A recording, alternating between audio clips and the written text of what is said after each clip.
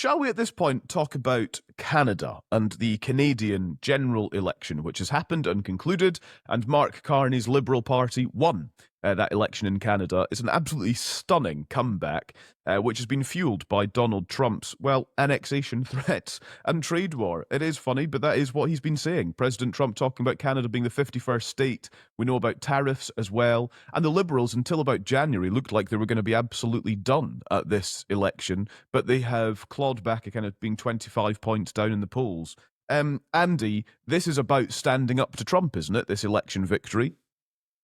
Oh, there's no doubt it is about that, yes. And I think that there's probably no other country in the world that we can directly compare the Trump impact to. I mean, people have been talking about Australia. There's an election coming up in Australia with pretty similar dynamics, but it's not going to be quite the same because you don't have that border issue and the sort of claim of ownership by Trump. So, I mean, I think it's a unique situation in that way.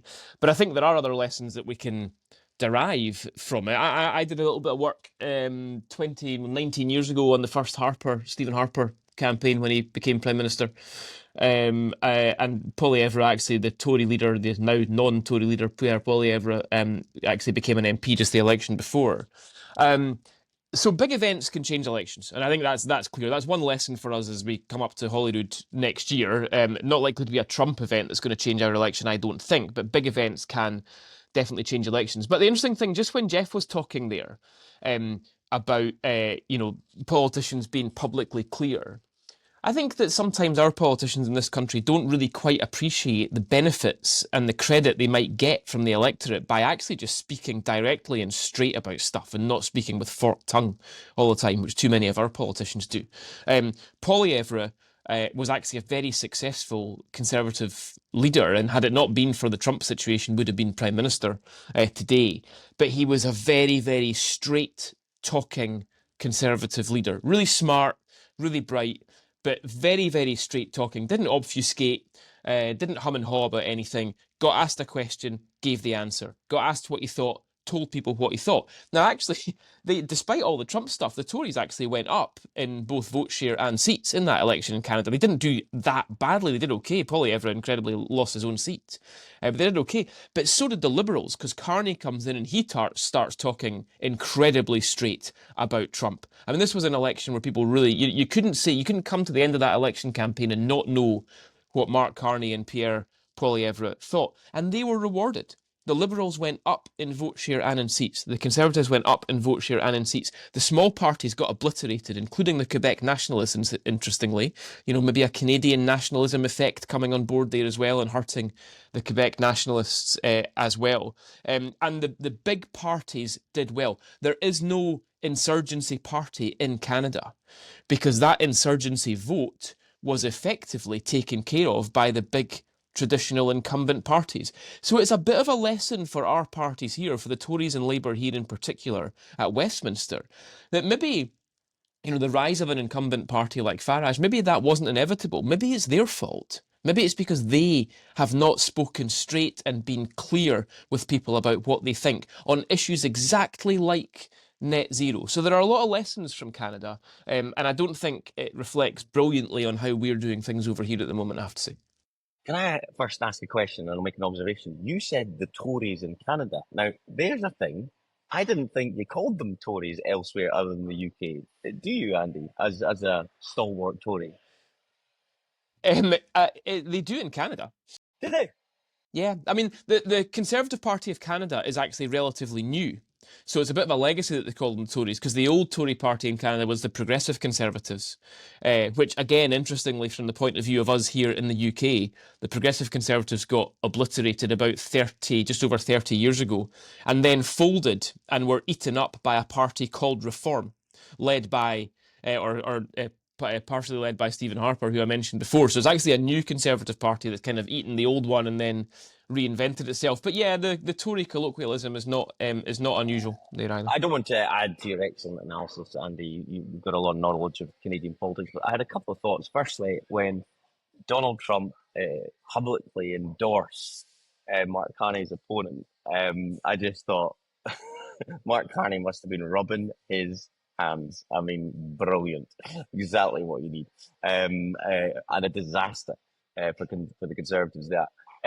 Secondly, thinking about UK politics and Mark Carney recognising the political context and economic context his country found himself, dissolved his parliament and ran to get a refreshed mandate.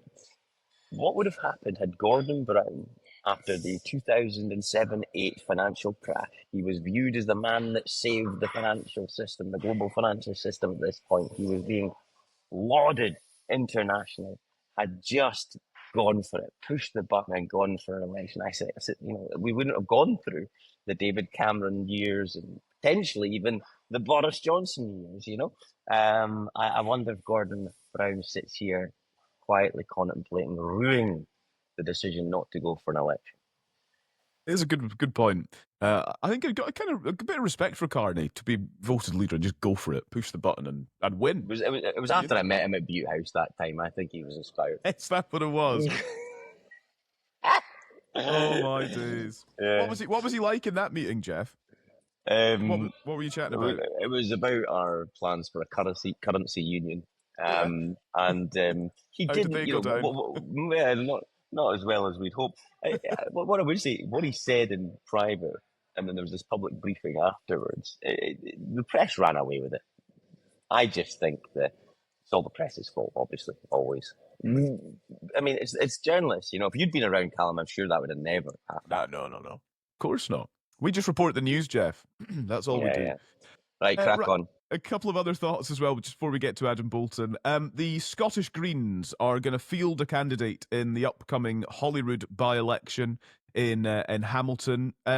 Andy, of course, I mean, the first question on this is, what does this do to the SNP vote?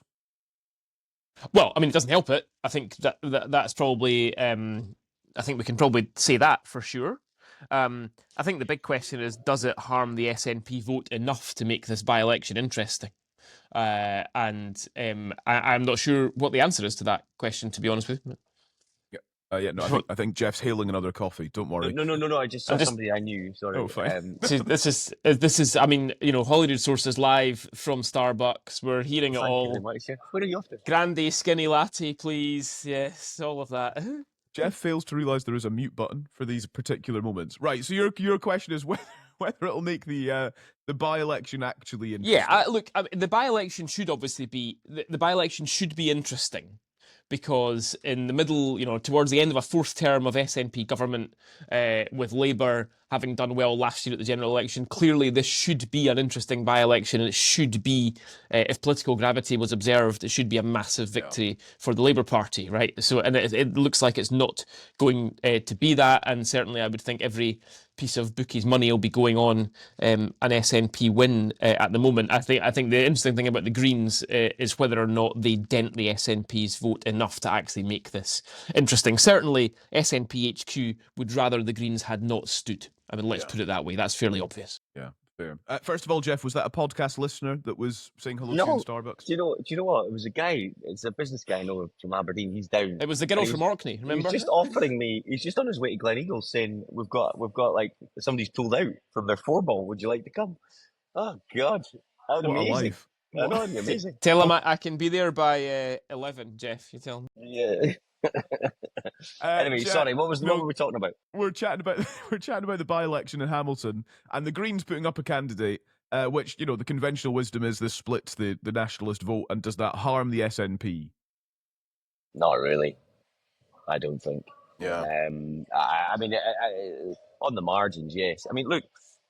We're all sitting here going that this is going to be an SNP victory, home run, when in that area just 10 months ago the Labour swept to power, at a Westminster election.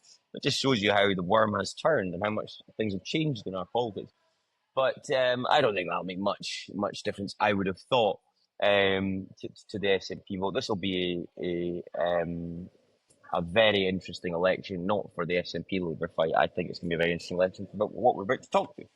And how much the reform vote will go up.